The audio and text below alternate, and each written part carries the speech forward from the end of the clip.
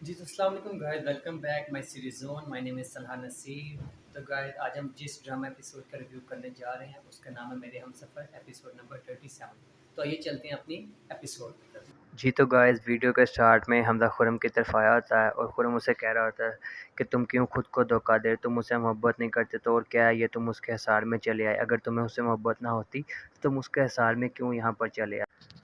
حمزہ اس کی باتیں سوچ رہا ہوتا ہے اور اٹھتا ہے اور اٹھ کر باہر کی طرف چلا جاتا ہے اور باہر جا کر سیڑھیوں میں بیٹھ جاتا ہے اور غمگین ہو کر اپنی اور حالہ کی پچھلی وائف کو سوچتا ہے کہ کس طرح ہمارا ریلیشن کا سٹارٹ ہوا تھا. اور حالہ کہتی تو مجھے مسجد لے گیا اور اللہ کو گواہ بنا کر تم نے مجھے عزت دی.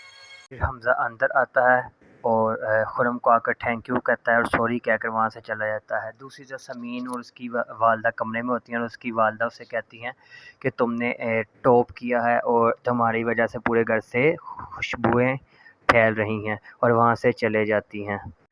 سمین اٹھتی ہے اور دیکھتی ہے ایک خط اس کا لکھا ہوتا ہے جو کہ وہ پڑھتی ہے، اور دوسری طرف حالہ اور اس کی بہن حمزہ کا انتظار کر رہے ہوتے ہیں اور وہ حالہ اسے کہتی ہے کہ بہت ٹائم ہو گیا ہے، حمزہ کب تک آ جانا چاہیے تھا، ہمیں چیک اپ کے لیے جانا ہے، اور وہ خود وہاں سے ڈاکٹر کے پاس چلے جاتی ہیں. اور دوسری طرف رومی کی منگنی ہو رہی ہوتی ہے اور رومی اس ٹائم بالکل کنفیوز ہوتی ہے، اسے کچھ سمجھ نہیں لگ رہی ہوتی.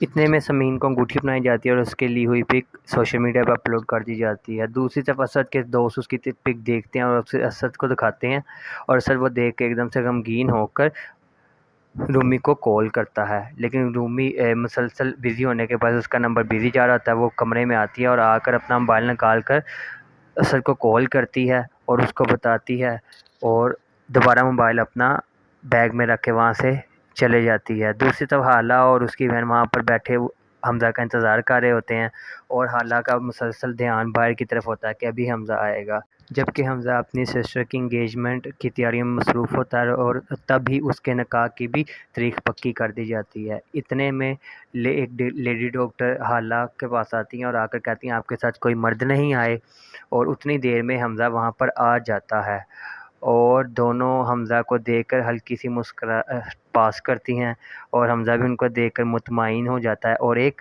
الگ ہی نگاہ سے حالہ کو دیکھتا ہے. اب اسد گھر آتا ہے، اس کی مدر اس کے فادر سے کہتی ہیں پلیز اسے کچھ نہ کہیے گا، اور اس کے فادر کہتے ہیں کہ تمہیں صرف اسی کو ٹکر مارنے کے پچھتے کسی اور کی گاڑی میں مار دیتے، اور اس کو وہاں سے لے کر چلے جاتے ہیں کہیں دور سیف جگہ کے لیے. اور دوسری طرف ڈاکٹر کہتی ہے کہ بچہ تندرست اگر ماں تندرست رہے گی، اور حالہ فوراً سے سوچتی ہے اور اس کو یاد آتا ہے بچے کو لے کر اپنے ڈاکٹر کے ساتھ چلی جاؤ. اور فوراً سے وہاں سے اٹھ کے باہر کی طرف اٹھ کر چلے جاتی ہے. حمزہ اس کے پیچھے جاتا ہے، اسے کہتا ہے یہ کیا بیوقوفی ہے، یہ کیوں تم نے ایسے کیا، اور وہ رو پڑتی ہے کہتی ہے تم صرف بیبی لینا چاہتے ہو. اب دوسری طرف سمین اپنے کمرے میں آتی ہے اور ساری جویلری تاڑ کر زور سے پھینکتی ہے اور اسد سے رابطہ کرنے کی کوشش کرتی ہے لیکن نہیں ہو پاتا. چونکہ سمین کا رزلٹ آیا ہوتا ہے اور وہ کہتی ہے میں ابروڈ اسٹڈی کے لیے جانا چاہتی ہوں، تو اس کے فادر کہتے ہیں یہ بہت مشکل ہے، اور اس کی مدر کہتی ہے نہیں، جو میری بیٹی کی رضا وہی میری رضا، اور اس کے فادر مان جاتے ہیں. وہ اپنے پیرنٹ سے جھپٹ جاتی ہے پیار میں.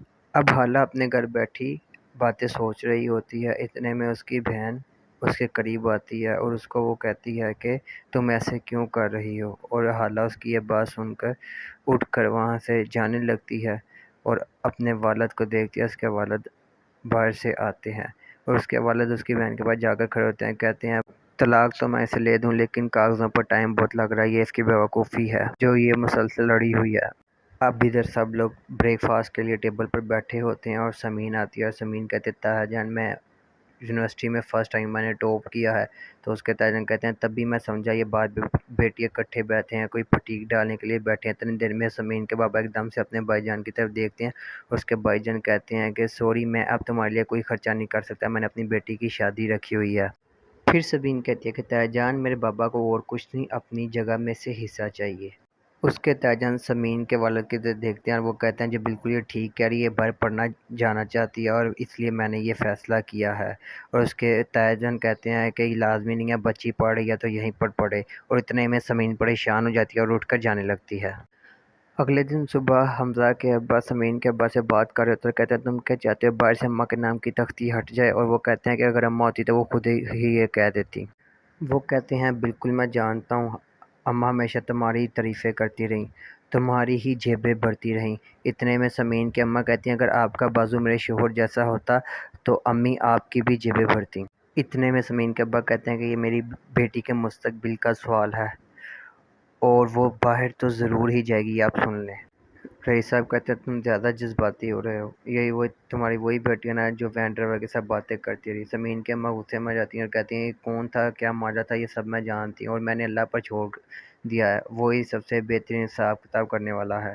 اللہ ہی بہتر انصاف کرنے والا ہے۔ آپ بڑے بھائی تھے اس لیے ہم آپ کے پاس حصے کے لیے آ گئے، ورنہ اس کے 100 طریقے ہیں، ایک اپلیکیشن صرف دینی ہو کورٹ میں، نہیں تو میں نفیس بھائی سے کہہ دوں گی وہ خود ہی حصہ لے لیں گے۔ نفیس اگلے ہی دن اپنے بڑے بھائی کو فون کر کے کہتا ہے کہ بھائی جان، زندوں کی زندگیاں جہنم بنا کر مردوں کو سکون پہنچانے کا یہ چال چلن آپ کا کب ختم ہوگا؟ اماں کو اس وقت صرف اور صرف اپنی اولاد سے اصالِ ثواب چاہیے اور کچھ نہیں۔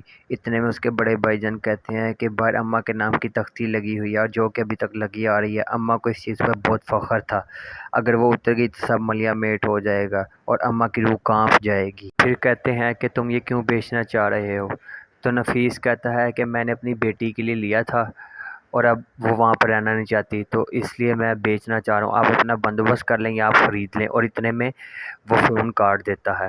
اتنے میں حمزہ کے ابا حمزہ کو اونچا اونچا پکارتے ہیں، حمزہ حمزہ، اور اس کی ماں جلدی سے دوڑے آتی ہیں اور پوچھتی ہیں کیا بات ہے، اور وہ کہتے ہیں کہاں ہیں صاحبزادے، حمزہ کو بلاؤ۔ اس کی ماں کہتی ہیں کہ وہ تو آفس کے کام سے چلا گیا، اور دوسری طرف سمین رو رہی ہوتی ہے کہ اس پر بہتان لگا ہے۔ وہ کہتی ہے کہ میں روز رات کو جب میں لیٹتی ہوں تو مجھے یہ یاد آتا ہے کہ کس طرح میری سفید پوشی پر یہ سیاہ سیاہی کی طرح داغ لگ گیا۔ اتنے میں سمین کو کال آتی ہے اور سمین موبائل فون اٹھاتی ہے اور کان سے لگاتی ہے، اور آگے سے خرم کہتا ہے میں بات کر رہا ہوں، اور سمین کہتی ہے جی بولو کیا بات ہے۔ خرم کہتا ہے کہ تم نے اپنی معافی کو حالہ کی معافی سے مجبور کیا تھا، حالہ نے مجھے معاف کر دیا ہے۔ سمین کہتی ہے اتنا آسان ہوتا ہے معاف؟ یہ دنیا انسان کے نہ کردہ گناہوں کو چنگم کی طرح اپنے پاؤں دبے ڈھولتی ہے اور پھر اس کو غبارہ بنا کر سرے بازار سرے محفل پھلا کر پھاڑ دیتی ہے۔ اتنے میں سمین کی امی آتی ہیں، اٹھ کر کہتی ہیں مجھے دو میں اس کو سیٹ کروں۔ جی تو گائز یہاں ہوتا ہے ہماری ایپیسوڈ کا اختتام، ملتے ہیں نیکسٹ ایپیسوڈ میں، اپنا بہت سارا خیال رکھیے گا، اللہ حافظ۔